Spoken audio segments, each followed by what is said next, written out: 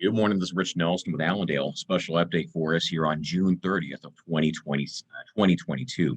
We have two USDA reports out here this morning, and as far as the first one, the quarterly grain stocks estimates, these numbers were within the trade expectation. For corn and soybeans, this represents what's left over as of June 1, which is after 3/4 of usage. Now, keep in mind for corn and soybeans, the end of the marketing year is at the end of August. As far as June 1 stocks on corn, 4.346 billion, right next to the trade expectation, so neutral.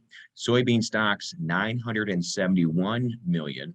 This is right next to the trade expectation as well, so neutral there.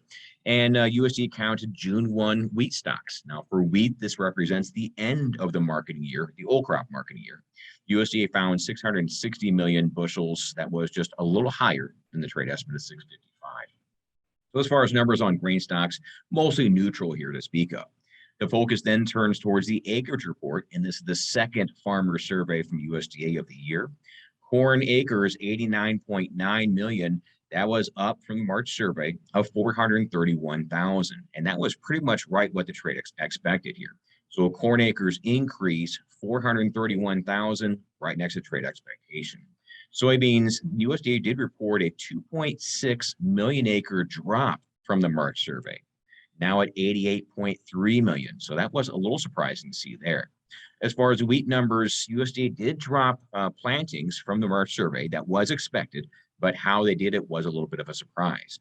So total wheat plantings now 47.092. Back on the March survey, they're expecting 47.351. So we did have a drop in wheat acres, but the majority of drop was from a revision on winter wheat plantings.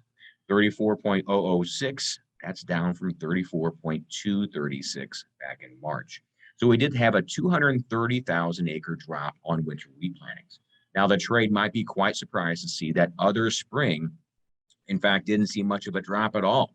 The trade was expecting a 400,000 acre drop. Instead, we only had a minimal drop at best.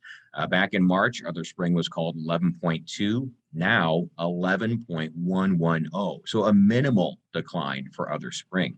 And even more surprising, the Durham plantings actually increased over the March survey, 1.976. Back in the March survey, they were suggesting 1.915. So grain stocks were neutral on the acreage, neutral for corn, a little bullish for soybeans, and certainly a little bearish for Minneapolis spring wheat. Any questions about this report, markets, or marketing in general, give Allendale a call, 1-800-262-7538.